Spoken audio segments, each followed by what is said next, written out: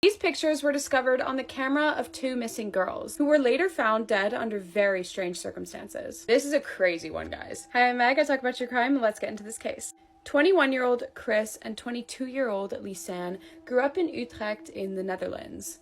They worked in a cafe together, and they were saving up to go on a trip.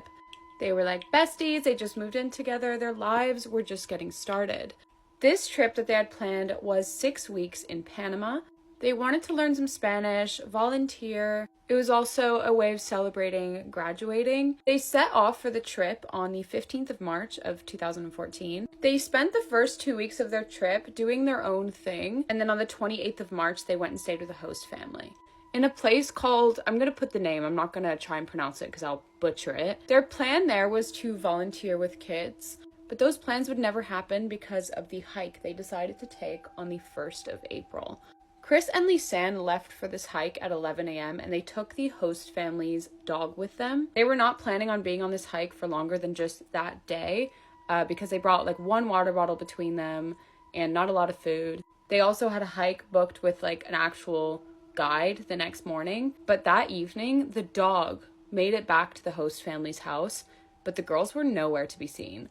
No one was actually that concerned until the next day when they didn't show up for that booked hike. That's when the police were called and they started searching. On the 3rd of April, there was a small search. Nothing was found. Kris and Lisanne's families would end up actually flying into Panama to help with the searches. But it wouldn't be until June 14th, so months later, that they actually found something. A couple found Lisanne's backpack, but this same couple said that they walked through that area the day before, and the backpack definitely wasn't there. In the bag had both Lisanne and Kris's phones, alongside a digital camera, passports, some clothes.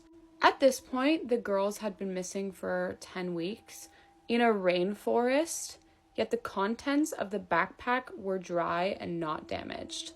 They weren't dirty either, like they were in good condition. And I'm sorry, the iPhones in 2014 would not have survived that water damage. When they looked on the phone records, they were able to see that the girls had tried to call the police 6 hours into their hike.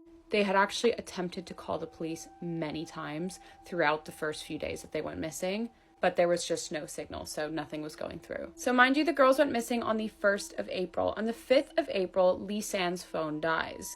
But then on the 6th of April, someone was trying to get into Kris's phone. The password was entered multiple times, but whoever was trying, my earring just fell out. Whoever was trying failed to get onto the phone. Right. Did something happen to Kris? Was Lisanne trying to get into the phone? Or was it someone else?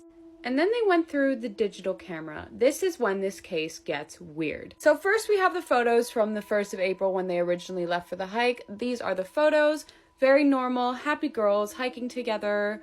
It's interesting to note that at no point in these before photos, I guess we can call them, is a dog seen. On the 8th of April, mind you, 8 days after they went missing, 90 pictures were taken on the cameras between the hours of 1 a.m. and 4 a.m. They're seemingly like deep in the forest, it's clearly raining, and all you can see is just like darkness, rain, trees. Now, one thing I want to note is that I think immediately the first thought you have is they were clearly just trying to use a camera to light their way. But do note that if you're in complete darkness, that flash is just going to further blind you. And also, if they were missing at that point for 8 days, don't you think that they would like maybe move in the daylight and know not to move in the night because they wouldn't know where they were going? This photo here is very bizarre. It's almost like they're trying to show us something. Maybe they're not, but there's something about like the leaf and how it's placed. It's just very odd. And then there's this one of the back of, I believe, Lisanne's head. And some believe that where it's circled here, there's maybe blood, but that's not been proven. But this just proves that 8 days after they disappeared, there was 2 of them because someone will have taken that photo. But was it Kris? Or was it someone else? It's also interesting to note that the camera did have a recording feature. You'd think that they'd maybe leave a message for their family or something on it, but they didn't, which makes me think that maybe they weren't alone. Back to the search, they decided to search around where the backpack was found, and that's when they found something really disturbing. They found a pair of denim shorts folded up neatly on a rock, and a boot. The boot had a foot in it. You heard me. It wasn't just a boot. It had a whole human foot still in it. The foot belonged to Lisanne, meaning that when she passed, she was wearing her hiking boots. And in her foot, her metatarsals were broken, which is like the bones on the top of the foot, I believe. Examiners believe this could have been caused by like a heavy rock falling onto the foot or a really bad fall. The timeline of when they found all the bones and the foot and everything is over the span of a few months. They found 33 more bones and actually also an entire skeleton belonging to another girl that had gone missing years ago. She had been missing 2 years. Some of the bones of the 33 belonged to Kris, some belonged to Lisanne. But the strangest part of it all, Kris's bones were bleached. Lisanne's were not. From where the bones were found, it would have taken the girls an entire day to walk there. Bleaching bones is a way of getting rid of like evidence on them. It can occur naturally if there's lime around, but there was no lime in this area. Forensics do believe that Lisanne's skin was tampered with at one point, but that's just a theory, not confirmed. They believe that parts of it could have been kept in like a container or something for a few days and then placed there. Once again, theory, not confirmed.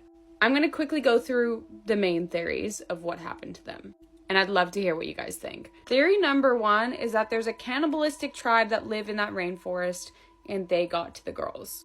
This is very, very like speculated. Rarely, by the way, I found this in like the deep depths of Reddit, but there was a lot of people who believe that this tribe is real. That one has nothing to back it up. I just thought I would put it in there. Theory 2 and 1 I definitely do not believe is they died of natural causes.